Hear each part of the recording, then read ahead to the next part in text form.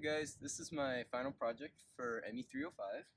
It is a rocket launch controller. So here we have the Arduino microcontroller with the expandable board, and that controls everything. We've got our keypad, we've got a relay to control the actual firing. We have the LCD screen to display the countdown, a battery for a portable voltage source for the Arduino, and a 9-volt battery for the firing controller. And here we have a servo. This can actuate various. It functions as an error checking system, because it essentially what it does is it turns, and then once a certain set of conditions are met, an LED switches on.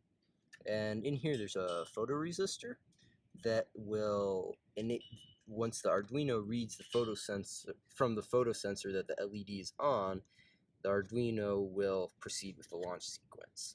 So first we plug in the 9-volt battery. We plug in that, and that's all the systems and components. Alright, so we plug it in, the Arduino is booting up. It asks us, are we ready for liftoff? So we hit A for then it asks us press star, then enter countdown. Star, 5-second countdown, then pound key starts launch sequence. And it tells us countdown, 3, 2, 1.